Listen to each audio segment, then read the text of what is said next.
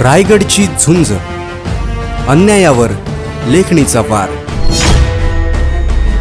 Railway कर्मचाऱ्याकडून मिळालेल्या मौखिक तक्रारीच्या आधारे सेंट्रल रेल्वेच्या विजिलन्स पथकाने दिनांक 22 जानेवारी रोजी कल्याण रेल्वे स्थानकात सापळा रचत मोठी कारवाई केली. या कारवाईत स्वतःला रेल्वे बोर्डाचा विजिलन्स इन्स्पेक्टर असल्याचे भासवणाऱ्या हरीश कांबळे याला 20,000 रुपये लाच स्वीकारताना रंगेहात पकडण्यात आले.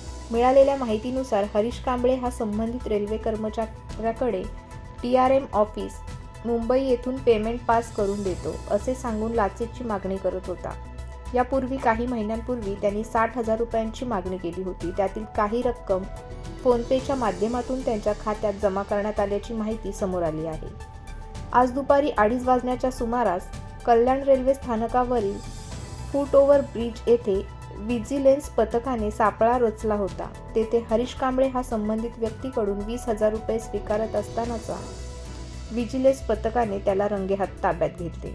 तपासात हरीश कांबळे हा खरा विजिलन्स अधिकारी नसून बनावट असल्याचे स्पष्ट झाले. त्यानंतर पुढील कायदेशीर कारवाईसाठी त्याला GRP कल्याण यांच्या ताब्यात देण्यात आले.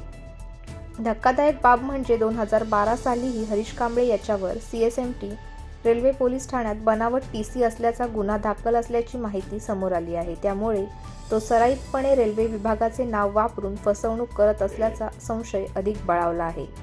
सध्या GRP कल्याणकडून या प्रकरणाचा पुढील तपास सुरू असून या तोतया अधिकाऱ्याने आणखी किती जणांची फसवणूक केली आहे याचा शोध घेतला जात आहे.